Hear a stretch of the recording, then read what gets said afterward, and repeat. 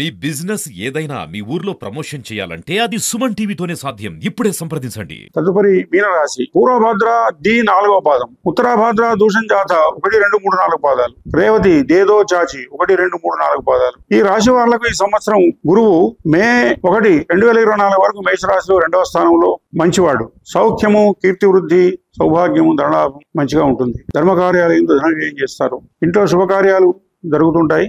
శుభమూలక ధనం వ్యయం చేస్తారు. ఆరోగ్య స్వస్థతలు ఉంటాయి. తదుపరి వృషభ రాశిలో గురువు 3వ స్థానంలో సంచారం చేయడం చేత మిక్కిలి శ్రమ కలిగిస్తాడు. కొన్ని పనులు ఆలస్యంగా జరుగుతుంటాయి. మానసిక బాధలు ఉంటాయి. ఆరోగ్యం కాస్త చెడిపోతుంది. అవమానాలు కలిగే సమయం కనిపిస్తున్నది. కాబట్టి బంధువులతోని మిత్రులతోని కలహాలు, కాలం అనుకూలంగా లేకపోవడం, కొన్ని ఇబ్బందులు కలిగేటట్టు కనిపిస్తున్నది. శ్రమకు తగ్గ ధనప్రాప్తి కలుగుతుంది. విద్యార్థులకు మిశ్రమ ఫలితాలు ఉంటాయి. ప్రయాణాలు అనుకూలించవు. నిరుద్యోగులకు ఉద్యోగ ప్రాప్తి కలుగుతుంది. శ్రమకు తగిన ఫలితం ఉంటుంది. ఆరోగ్యం పట్ల జాగ్రత్తలు అవసరం. ఎవరికి తోచిన విధంగా వారు వ్యవహరిస్తుంటారు. ఇంట్లో ఒకరికొకరు సమన్వయం కలగకపోవడం అనేది ఉంటుంది. వివాహ ప్రయత్నాల్లో ఆటంకాలు ఉంటాయి. ఉద్యోగస్తులకు పని ఒత్తిడి పెరుగుతుంది.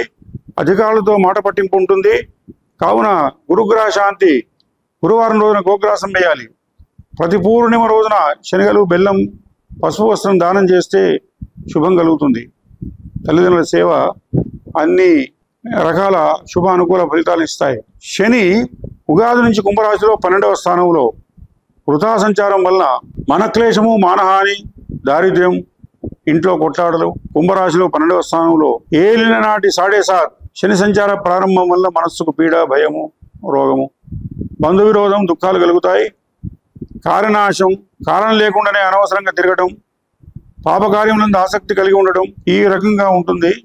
పంటల దిగుబడి మధ్యమంగా ఉంటుంది. ఆర్థికపరమైనటువంటి ఇబ్బందులు, బాకీలు ఉంటాయి.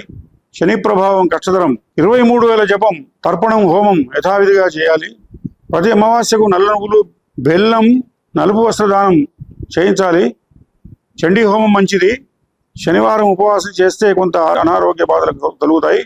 నవగ్రహ ఆరాధన, రావి చెట్టు ప్రదర్శన చేస్తే ప్రశాంతత చేకూరుతుంది. ఆరోగ్యం కలుగుతుంది. ఉగాది నుంచి మీనరాశిలో రాహు, కన్యా రాశిలో కేతు సంచారం వల్ల భార్యాపుత్రులతో విరోధం, దేశ సంచారం, రోగాల వల్ల బాధ, ధన నష్టం ఇటువంటివి కలుగుతూ ఉంటాయి. కేతు వలన మనోభయం, శత్రువృద్ధి, కలహాలు, రాకపోకల వలన భయం, ధన వ్యయం కలుగుతుంది. కాబట్టి గురువుకు, శనికి, రాహుకేతువులకు శాంతి జరిపిన శుభం కలుగుతుంది. శివాలయ దర్శనం, రావి చెట్టు ప్రదర్శనలు, విష్ణు సహస్రనామాలు, శివ సహస్రనామాలు, లలితా సహస్రనామాల పారాయణం, కులదేవత పూజ, సత్యనారాయణ వ్రతం, అన్నదానం, సాలగ్రామ పూజ, తీర్థసేవనం, గురువుల దర్శనం వల్ల మాతాపితృల సేవ, అన్ని గ్రహములు అనుకూల శుభ ఫలితాలను ఇస్తాయి.